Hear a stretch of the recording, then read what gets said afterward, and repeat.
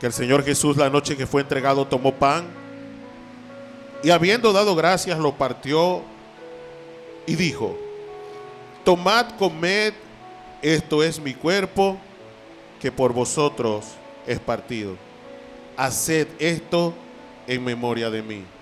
Comamos todos el pan en el nombre del Padre, del Hijo y del Espíritu Santo. Amén.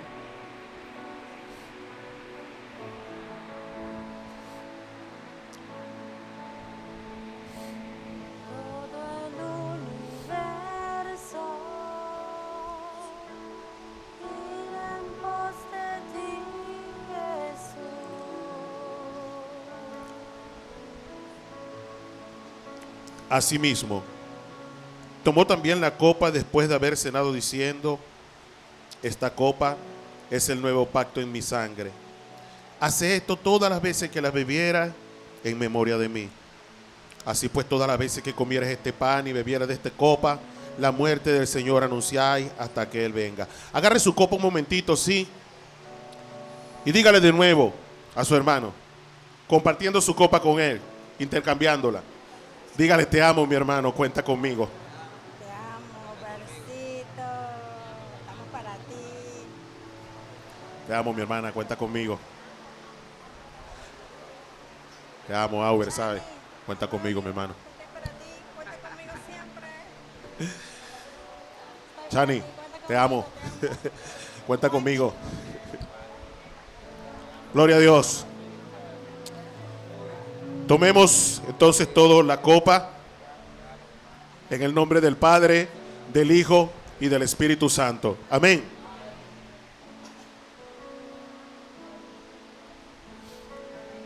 Gloria a Dios.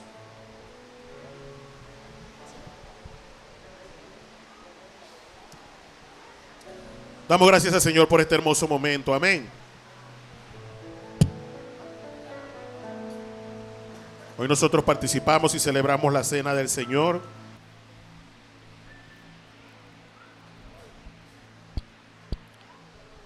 Que costó la sangre del Hijo de Dios.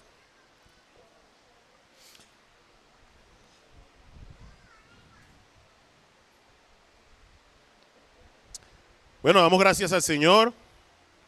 Hoy nos corresponde continuar o terminar el capítulo 6 del Evangelio según San Lucas, que quedó la semana pasada en el versículo 45. Hoy comenzamos entonces en el versículo 46. Parte del mismo discurso que venía dando nuestro Señor Jesús, enmarcado dentro de las bienaventuranzas, uno de los discursos más hermosos, más largos dentro de la palabra del Señor, de los discursos del Señor Jesús. Y es muy significativa la forma en la que los evangelistas, los escritores, finalizan o recogen las palabras del Señor. Digo que no podía ser de otra forma, de otra manera. Cuando lo tengan allí me van diciendo amén. Lucas capítulo 6, versículos 46, 49. Gloria a Dios, hoy la gente está activa, está animada. Quieren escuchar palabra de Dios, amén. Aquí hay uno que quiere escuchar palabra de Dios en este día. Leo la palabra de Dios en el nombre del Padre, del Hijo y bajo la unción del Espíritu Santo. Amén. ¿Por qué me llamáis Señor, Señor, y no hacéis lo que yo digo? Todo aquel que viene a mí y oye mis palabras y las hace, os indicaré a quién es semejante. Semejante es al hombre que al edificar una casa cavó y ahondó y puso el fundamento sobre la roca. Y cuando vino una inundación, el río dio con ímpetu contra aquella casa, pero no la pudo mover, porque estaba fundada sobre la roca. Mas el que oyó y no hizo, semejante es al hombre que edificó su casa sobre tierra, sin fundamento, contra la cual el río dio con ímpetu y luego cayó y fue grande la ruina de aquella casa. Amén. Yo le voy a pedir por favor que se vuelva a poner de pie un par de minutitos o un minutito y vamos a pedirle a Dios, sí, que hable a nuestras vidas. Dígale allí desde ya: Señor, habla a mi vida. ¿Sabe? Dios conoce cada una de nuestras debilidades, deficiencias, cada una de nuestras faltas. Él sabe el área exactamente en la que tiene que trabajar. Yo no. Aquí vendrá hay gente que dice: oye, tú como que le dijiste al pastor lo que a mí me está pasando. No. Pero Dios sí sabe, amén. Y Dios va a hablar a tu vida en este día, como va a hablar a la mía, amén. Amado Dios y Padre Celestial, Dios Todopoderoso, Señor, te agradecemos por tu bondad, Señor. Te agradecemos, Señor, por el privilegio de poder, Señor, escuchar, estudiar tu palabra, Señor, libremente, Dios. Y te oramos, Señor, por aquellos que tienen que hacerle escondidas, Dios. Por aquellos que no les he permitido tener una Biblia aún en este tiempo. En el nombre de Jesús, Señor, utiliza tu palabra, Dios, para hablar a nuestras vidas, Dios. Háblanos, Dios, con contundencia y ayúdanos a ser sensibles a tu voz para obedecerla y que nuestra casa esté cimentada sobre la roca. En el nombre de Jesús, amén. Puede tomar asiento allí, mi hermano, mi hermana. Ahora fíjense algo, ¿no? Jesús le decía, estaba terminando un largo discurso y lo primero que habla es acerca de sus palabras. Mucha gente acudía a escuchar a Jesús. Cuando Jesús hace la alimentación de los 5,000, dice que eran sin contar mujeres y niños. Ahora, eso quiere decir que había más o menos 12,000, 13,000 personas, calcula, porque las mujeres y los niños siempre son más. Era mucha la gente que constantemente estaba detrás de Jesús. Ahora, Jesús era llamado por todos Señor, Rabí, maestro. Ahora, la palabra Rabí era diferente a la palabra Señor. La palabra Rabí era maestro, el que tiene la capacidad de enseñar, la autoridad de enseñar y de mentorear. Pero la palabra Señor era el jefe, era el dueño, era el que manda. Ahora, Jesús está terminando este gran discurso donde ha dicho muchas de sus palabras y la gente diría: oye, qué bonito esto que él dice. La gente dice que a él le gustaba, la gente le gustaba las palabras de él porque él hablaba como quien tenía autoridad y no como los fariseos. Lo halagaban por sus palabras. Oye, qué bonito eso que tú dices, Señor. Señor, y Jesús termina diciendo: me han escuchado decir mucho, mucho he hablado. Pero si usted me dice Señor y no hace lo que yo digo, es como que si usted estuviese construyendo una casa sin fundamentos. Ahora preste atención acá. Era importante, o debe ser importante para nosotros, poder comprender con claridad a qué se refería Jesús al decirle a la gente que él era Señor o que lo llamaban Señor. Llamar a alguien Señor era reconocerse como siervo. Ahora, ¿quiénes eran los siervos? Los siervos eran esclavos. Un siervo era un esclavo. Ahora, ¿qué crees tú que hacía el esclavo? Servir, obedecer, refutar, decir que no lo iba a hacer. ¿Eso es lo que decía el siervo? No, el siervo obedecía. Ahora, los siervos eran esclavos que podían ser adquiridos por 3 fuentes diferentes. Las principales formas en las que eran obtenidos los esclavos en la antigüedad era primero como botín de guerra. Cuando los israelitas peleaban contra algún ejército enemigo y vencían, muchos de esos hombres o mujeres que eran capturados podían ser tomados como esclavos. Otra forma, eran comprados, así como fue comprado en su oportunidad José por los amalecitas y fue llevado a Egipto. Y la otra forma era que ser nacido en la casa del Señor de padres esclavos.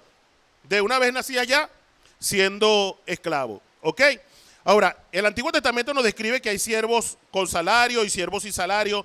La palabra siervos, esclavos está en el Antiguo Testamento, en la palabra de Dios de muchas formas. dice que Abraham, Génesis 14:14, dice que Abraham poseía 318 siervos que habían nacido en su casa, aparte de los que había comprado. Cuando el pueblo de Israel regresa de Babilonia, fíjense, donde estaban cautivos, ellos regresan un grupo de 42.360, lo describe Edra, pero de esos ellos llevaban 7.700 siervos, 7.700 esclavos. O sea, para este pueblo era muy claro lo que era el papel del esclavo y lo que era el papel del señor, o lo que era el papel del amo. Para nosotros no es tan fácil porque no caminamos bajo esta cultura. Lo más que tenemos nosotros es jefe y empleado, y si el jefe te dice algo y no te gusta, te va. El siervo no podía hacer eso. El siervo israelita, porque los israelitas podían ser siervos de los israelitas por alguna deuda, por alguna situación con sus hijos, y ese siervo podía servir solamente 7 años. Ahora, a veces era tan grande el amor de esos siervos por sus hijos, porque a los hijos les venía también servidumbre y ellos decidían servir perpetuamente para salvar a sus hijos. Y tener a ese hombre, por más malo que fuera, como señor toda su vida. Es decir, ese hombre iba a mandar sobre él toda su vida. Y ellos lo hacían, ¿por qué? Porque amaban a sus hijos o porque amaban a sus esposas para que ellas no fueran siervas. Para que tú no seas sierva, bueno, esos 7 años yo me voy a quedar. No sé cuántos recuerdan a Jacob en casa de Labán. Jacob llega a casa de Labán, quiere a Raquel y le dice, bueno, tú me sirves 7 años. 7 años, ¿por qué? Porque no podía servirle más. Pero entonces después él le da a Lea y resulta que, oye, pero esta no es la que yo quería. Bueno, quieres a Raquel, sírveme 7 años más. ¿Okay? 7 años por cada una de las cosas que él necesitaba. Ahora, lo importante, mis amados hermanos, es que podamos entender entonces, es que simple y llanamente el Señor mandaba y ellos debían obedecer. Ahora, habían siervos fieles y siervos infieles. Si nosotros hablamos de siervos fieles, ciertamente podemos hablar de José. José era un hombre que fue vendido como esclavo por sus hermanos y es comprado por Potifar. Ahora, Potifar lo lleva a su casa y dice la palabra del Señor que debido a la fidelidad a Dios de parte de José, Potifar era bendecido y era engrandecido y era prosperado en todo. Dice que prosperaba en su casa, que prosperaba en sus tierras. Todo era prosperado porque tenía un siervo que era fiel. Ahora, le era fiel a Dios y le era fiel a él. Tanto que la esposa de Potifar se acerca a él para quererse acostar con él y José le dice, oye, mi señor Potifar me ha puesto todo bajo mis manos. Yo puedo usar todo lo que yo quiera aquí en la casa. Nada me ha sido negado. Solamente tú porque eres su esposa. Y dice él, ¿y voy yo a pecar contra mi señor Potifar? No, no dice eso. ¿Sabes qué dice él? Voy yo a pecar contra Dios. Porque por encima de ese señor había un señorío más grande, que era el señorío de Dios.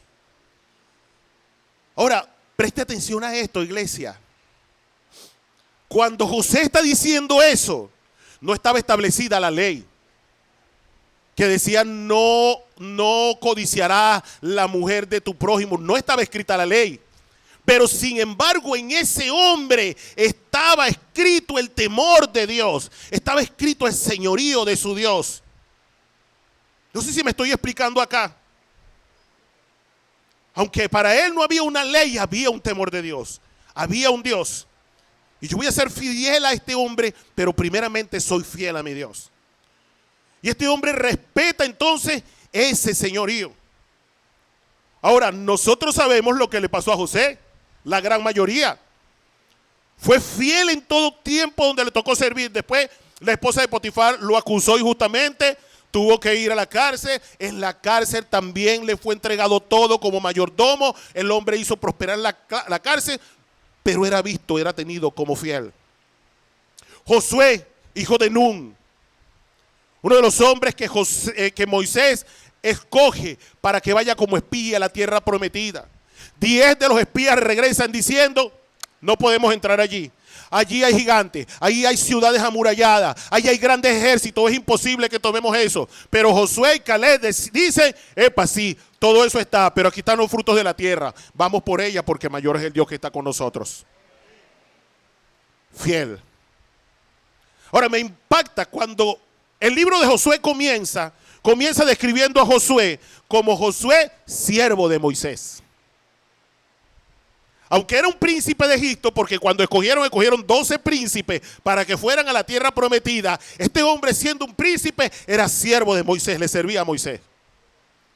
Pero cuando tú ves el último capítulo del libro de Josué, es hermoso. Dios lo llama, wow, aleluya, Dios lo llama Josué, siervo del Dios Altísimo. Porque su fidelidad a esa servidumbre, Dios dijo, ahora no eres siervo del hombre, ahora eres mi siervo. Amén. Den un aplauso al Señor por eso.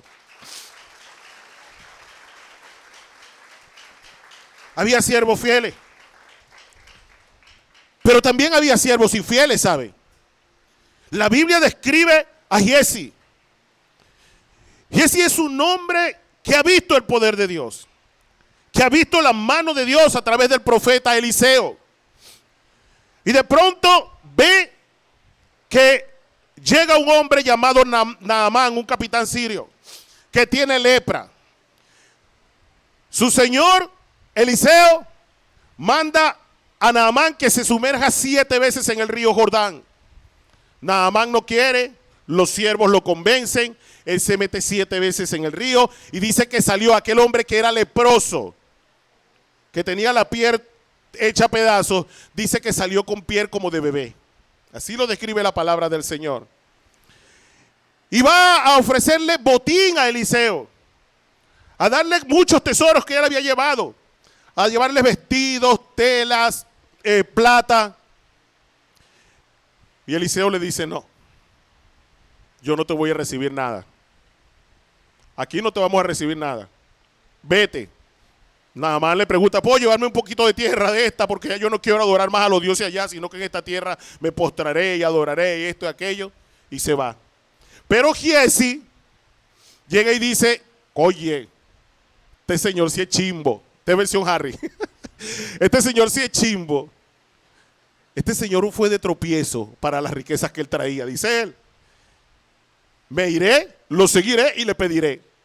Y se va detrás de Naamán y le dice,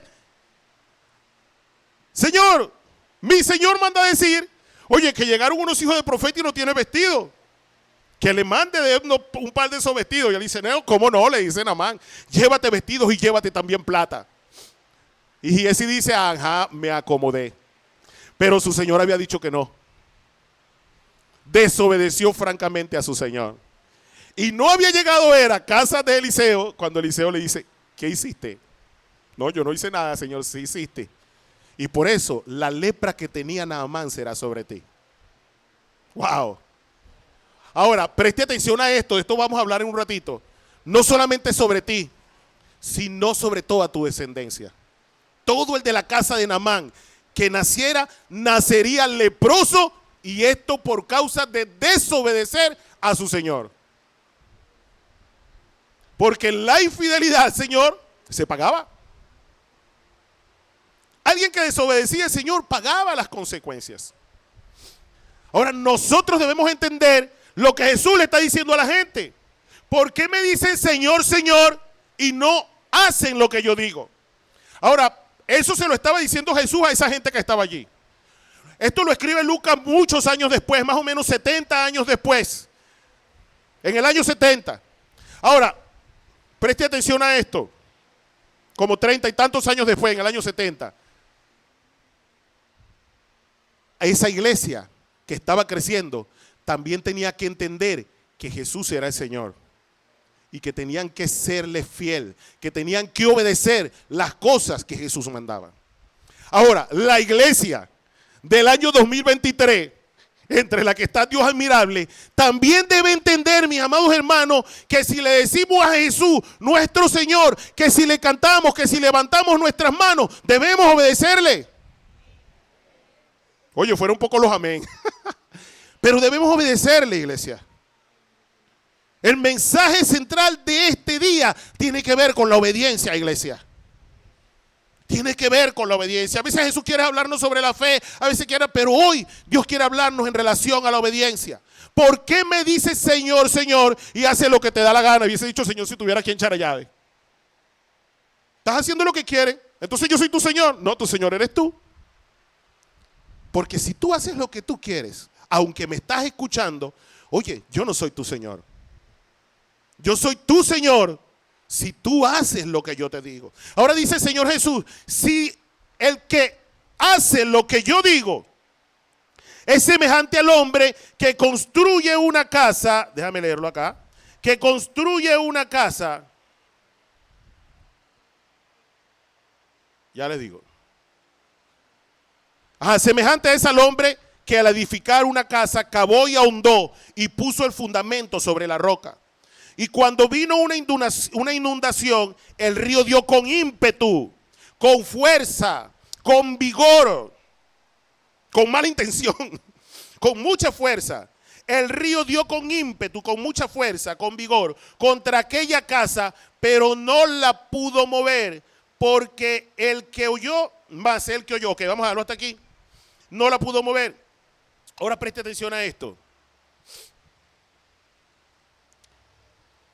El que oye la palabra y la obedece es como el que agarró su terreno y dijo, voy a ponerle buenos fundamentos a esto. Y empieza, abre huecos, y cava, y cava, y cava, y cava, hasta que consiguió la roca. Ajá, aquí va a estar firme. Y la hizo firme allí. Si nosotros lo trajéramos a este tiempo, es como quien abrió un hueco que, ¿dónde está Ramón? Como 2x2, Ramón. ¿Ah? Como que abrió un hueco 2x2, ¿verdad? 2 de profundidad por 2 de ancho. Oye, eso es una columna, no, una cosa bien hecha. Ajá. Dice que el que construye es así. Ahora preste atención a esto, porque muchas veces hemos llegado a pensar que la casa está sobre una roca, una piedra ahí montada, y que crece el río, y lo hemos hecho en obras de teatro. Y la casa está sobre una piedra ahí arriba montada, y que viene el agua, y él está allá abajo mirando el agua.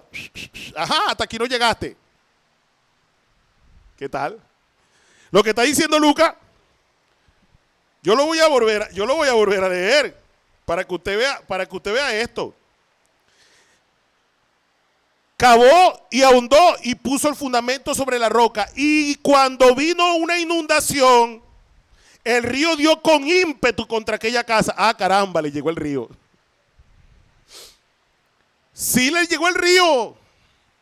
Y dice que le dio ¿cómo? Duro. Con fuerza. Ah, pastor, yo pensé que era pared de sufrir. No, no es pared de sufrir. Igualito. Tiene la casa sobre la roca, bien fundamentada, pero viene con ímpetu, viene con fuerza y golpea.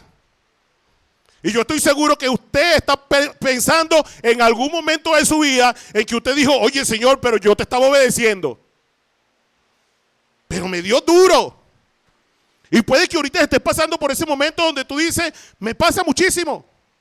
Que alguien me dice, oye, pero cuando me estoy esforzando en buscar al Señor, obedecerle, la cosa se pone más difícil, la cosa se pone más fuerte. Yo mismo puedo dar testimonio de eso. De que a mí me ha pasado. De que cuando yo digo, bueno, Señor, esto no es jugadera de carrito, vamos a enseriarnos. Oye, la cosa se pone más dura. La cosa se pone más difícil. Y es lo que dice Jesús. Jesús dice, el que obedece mi palabra es como aquel que tiene su casa bien fundamentada y vino la inundación, vino la situación bien difícil y no le derribó la casa. Ahí está la bendición. Es que la casa no es derribada. Ahora Jesús hablaba a una gente también que entendía muchísimo, muchísimo esto. Casi toda Galilea está en una depresión. Los tiempos de lluvia en ese sector, en Palestina, son muy copiosos, son muy fuertes. La Biblia describe la lluvia temprana y la lluvia tardía. La lluvia temprana era más o menos por allí en agosto, más o menos empezaba la primera lluvia. Y la lluvia tardía venía antes de la primavera. Pero entre esas lluvias venía un tiempo muy fuerte que se da más o menos por ahí en el mes de enero. En noviembre, perdón, en el mes de noviembre. En el mes de noviembre hay unas lluvias muy fuertes. Y generalmente cae en lo que se llama la cordillera central, donde está el monte Hermón. Donde está el monte Hermón. Y dependiendo del tamaño de la lluvia, lugares que estuvieron secos durante muchísimo tiempo, vuelven y se inundan. La Biblia describe en Josué capítulo 3, que cuando Josué fue a cruzar el Jordán, describe la palabra que el Jordán en tiempos de siega se llenaba de ribera a ribera. O sea, aunque es una zona desértica, había momentos donde el agua llegaba a la casa. Y la gente lo sabía, pero ahí tenían sus campos para la siega. Y tenían que habitar cerca de allí. Y lo que ellos tenían que hacer era hacer unas buenas bases, unas buenas fundaciones. Porque si no, dice el que no, es como quien puso una carpa. Es como quien puso una casa allí. Dice que no cavó profundamente, sino que puso la casa. Mi amado hermano, las situaciones difíciles van a venir sobre nuestra vida. El río va a venir sobre nuestra vida. Literalmente a mí me pasó.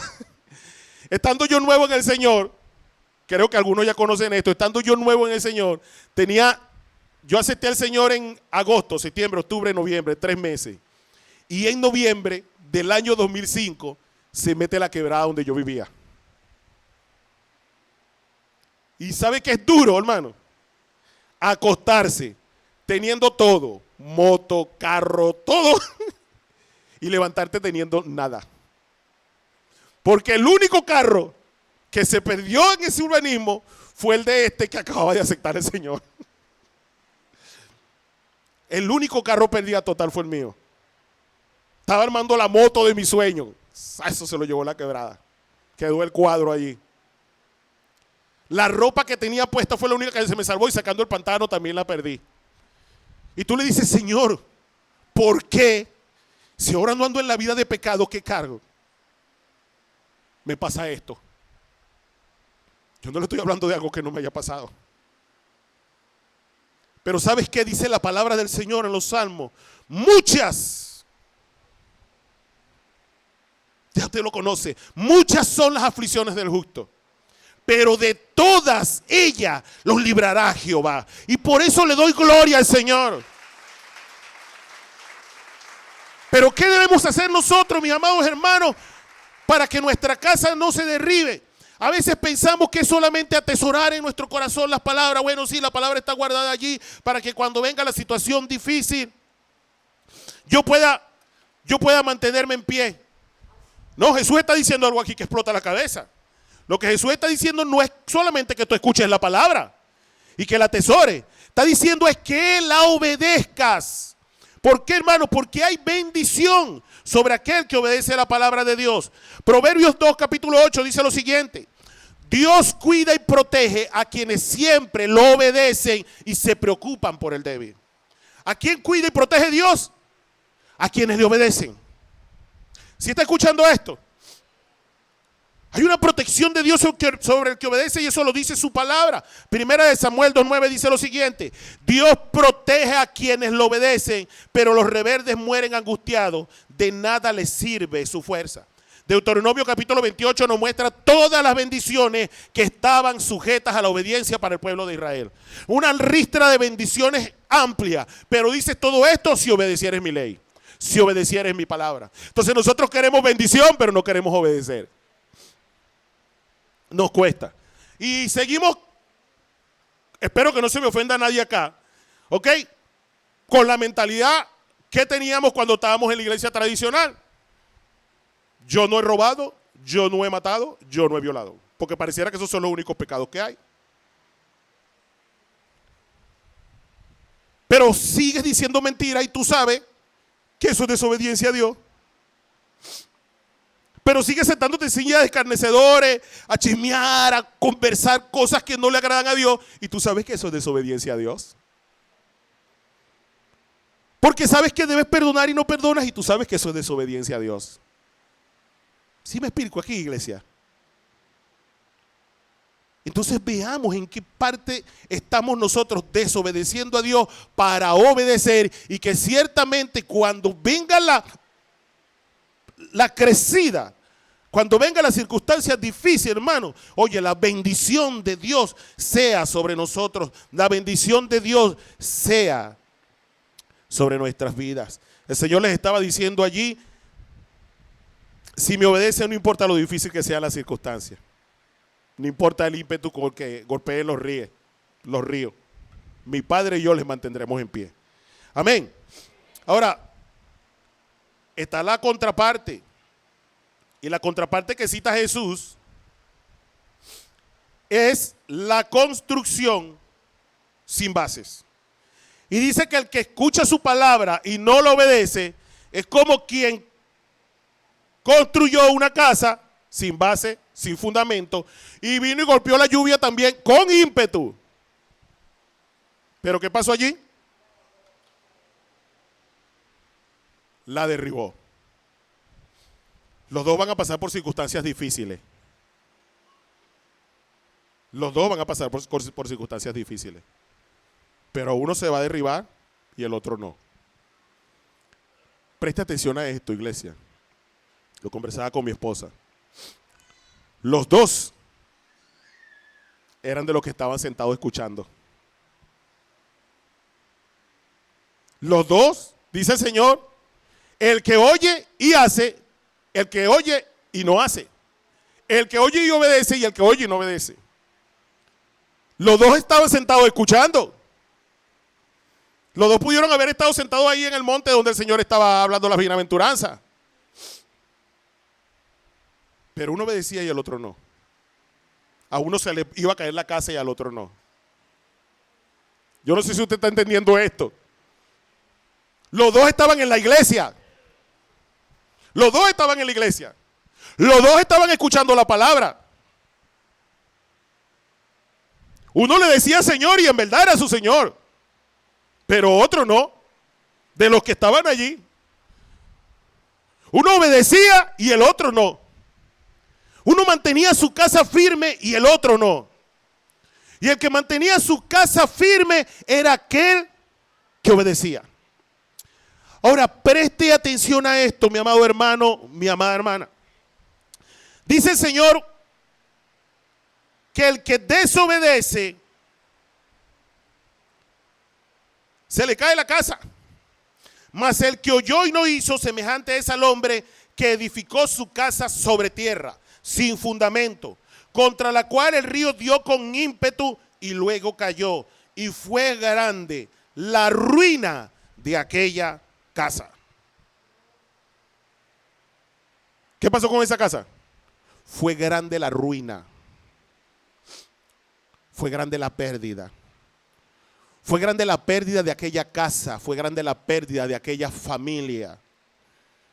Porque la desobediencia, le está diciendo el Señor allí, la desobediencia a mis palabras, a lo que yo le estoy diciendo, no solamente trae ruina para sí, trae ruina para los suyos. Trae mal para su familia. Es como que si usted construye la casa, volviendo a utilizar el texto del Señor, construye la casa y mete a su familia ahí y vino el agua y se la llevó. Es como que si usted tiene un negocio, un emprendimiento, usted tiene, oye, tremendo negocio, pero usted le dio por hacer una mala inversión. Usted sabía que la inversión era mala. Pero bueno, vamos a ver, a lo mejor sea, hay 50 y 50, pero como, oye, a mí el Señor me apoya, yo voy a hacer eso.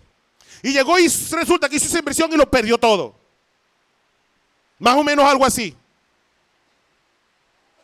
Y vino a ser ruina para la familia.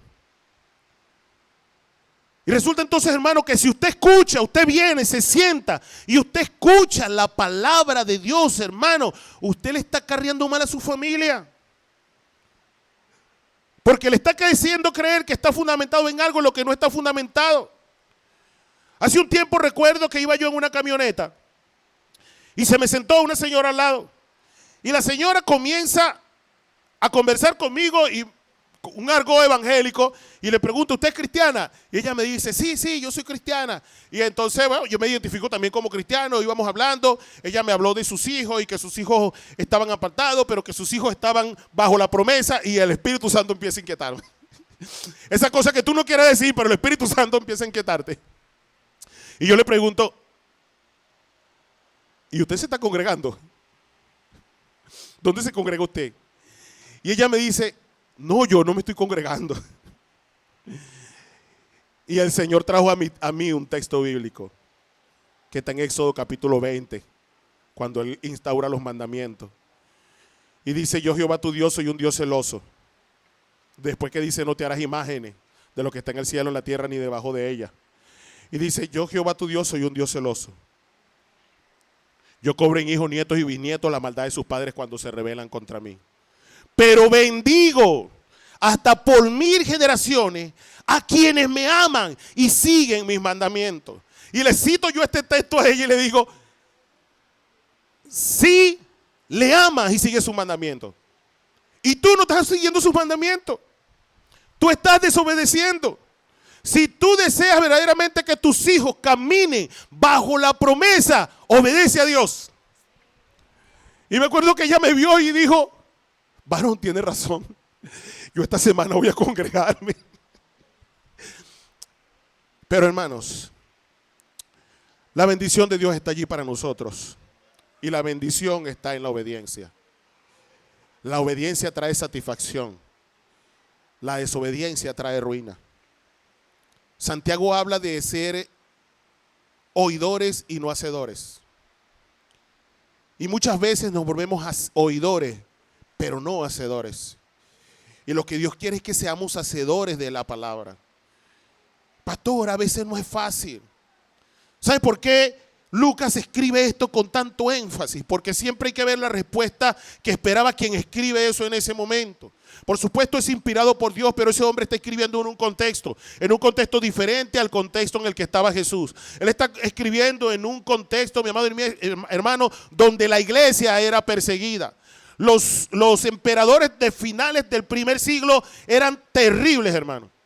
Eran hombres terribles que se ensañaron contra el cristianismo. ¿Sabe por qué se ensañaron contra el cristianismo? Por esto.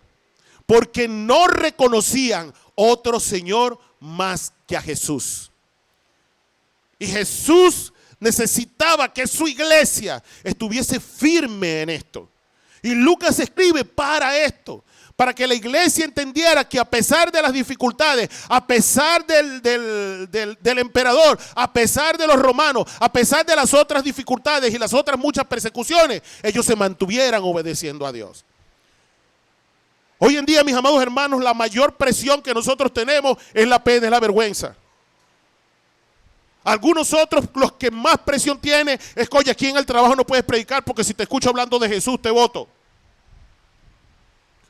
¿No sabes qué? Para ellos, para ninguno de ellos, Jesús dejaba de ser su Señor. Jesús mandaba y ellos obedecían. No había otra forma. Jesús se lo reprocha a esta gente ahí en el desierto. ¿Por qué me dices Señor y no haces lo que yo digo? Yo pudiera añadirle, ¿por qué te pierdes la bendición de obedecer? Porque hay bendición en la obediencia. ¿Sabes qué? No todo era malo para los siervos. Algunos siervos gozaban de tremenda bendición. Y la bendición que tenían era de tener un buen Señor. Un Señor que los amara. Un Señor que los cuidara. La Biblia nos narra la historia de un centurión, un señor romano, con poder y con autoridad de Roma.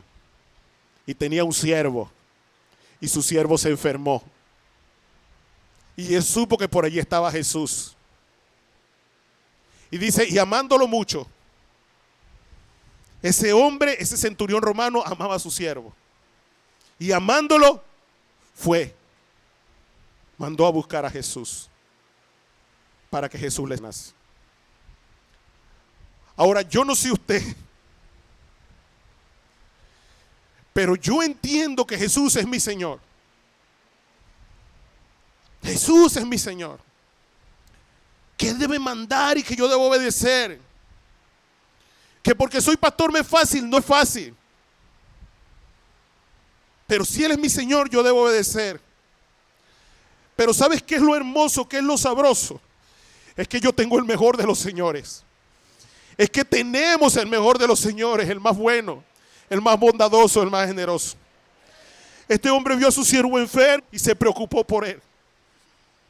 Cuando tú estás enfermo, tu Señor Jesús se preocupa por ti. Cuando tú tienes necesidad, tu Señor Jesús se preocupa por ti. Cuando estás en aflicción, tu Señor Jesús se preocupa por ti. Porque es un buen Señor. Yo le decía que habían 3 formas principales en las que se obtenían los siervos. Uno era como botín, otro era comprándolo y otro era por nacimiento. Nosotros estamos en el intermedio. Nosotros somos siervos, como bien dice Luis, comprados. Comprados. El Señor Jesús nos compró y se hizo nuestro Señor comprándonos a un muy alto precio. Sangre preciosa derramada en la cruz del Calvario. Y se hizo nuestro Señor, no para humillarnos y someternos, sino para amarnos, para bendecirnos y para salvarnos. Amén. Póngase de pie, iglesia, por favor.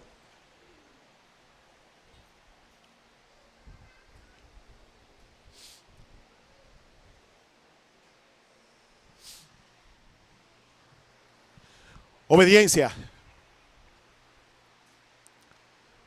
Obediencia.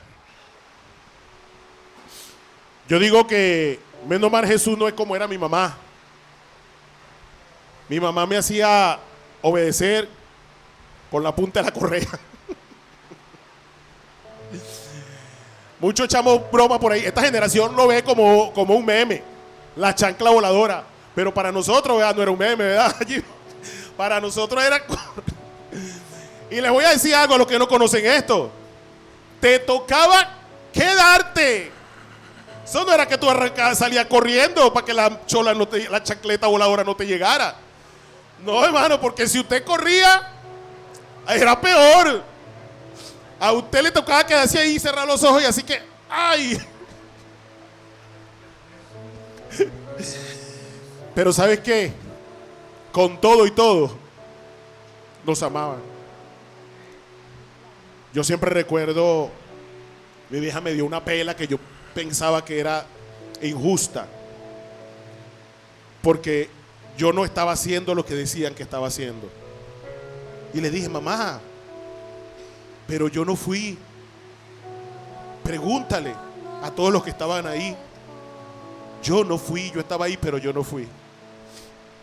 Y mi vieja me dijo, no importa. Si usted no hubiese estado ahí, usted no aparece. Y eso me llenó de mucha rabia, ¿sabe? Pasaron los años y eso me seguía molestando. Estando trabajando en la policía, se presentó una situación bastante turbia. Y me vinieron las palabras de mi vieja cuando me daba la pela. Si usted no está aquí, usted no aparece. Y agarré y me fui. Y todos mis compañeros fueron presos. ¿Qué quiero decirle con esto? Que sí, Dios a veces va a tener que hacernos obedecer, ¿sabe? No espere eso. ¿Pero por qué? Porque le ama. Dios nos va a hacer obedecer, hermano, porque nos ama. Yo le decía a mi hijo, hace tiempo atrás, yo le decía, hijo, endereza tus pasos con el Señor. Porque yo te amo mucho, pero Dios te ama más que yo. Y como te ama más que yo, va a hacer lo que tenga que hacer para que tú lo obedezcas. Obedece la iglesia. No esperes el chancletazo. Y trae bendición sobre tu familia, ¿sabes? Bendición hasta por 1000 generaciones. Eso es lo mejor y lo mayor que usted le puede dar a sus hijos. Usted puede esforzarse y trabajar para comprarle el mejor carro a su hijo, universidad. Usted puede trabajar para dejarle el mejor negocio, usted puede. Pero si usted no le deja obediencia a Cristo, usted no está dejando nada. Nada. Lo más valioso que usted le puede dejar a sus hijos es un legado de obediencia. Que usted no hace un mal negocio, ningún chanchullo, porque usted obedece a Dios. Que usted no camina bajo mentira porque usted obedece a Dios. Y que cuando llegue el momento, tu hijo o tu hija pueda decir: ¿sabes qué? Mi papá me enseñó a mí que no se dice mentira. Agrada a Dios. Mi papá y mi mamá me enseñó a mí, mi papá me enseñó a ser un hombre de una sola mujer, porque es lo que le agrada a Dios. ¿Por qué haces con entregarle un negocio a tu hijo y que tu hijo camine con 5, con 6, con 7 mujeres y que lo pierda todo? No sé si me explico. Obediencia, iglesia. Ejemplifica obediencia. Y que tu casa esté cimentada, profunda, sobre la roca. Amén. Amado Dios, Padre eterno, te damos gracias. Gracias por tu palabra, Señor, la que tú traes. Ayúdanos a ser obedientes, Señor, en lo mucho y en lo poco, Señor. En esas pequeñas cosas que pensamos que son insignificantes, pero que resulta que son pecados delante de ti, Dios. Que podamos ser íntegros en todo tiempo, Señor. Que nuestros hijos puedan ver, Señor, que ciertamente tú eres nuestro Señor. Porque conforme tú mandas, nosotros obedecemos, Dios. En el nombre de Jesús de Nazaret, te pido, Dios amado, que tú le des fortaleza a esta iglesia, Señor, para soportar el ímpetu de los ríos, Señor, sabiendo, Señor, que de toda aflicción darás. En el nombre de Jesús, ayúdanos a ser siervos fieles, Dios amado, que te exalten primeramente a ti en todo lugar. En el nombre de Jesús, amén. Dios le bendiga mucho, iglesia. Que tengan una semana llena de muchísimas bendiciones.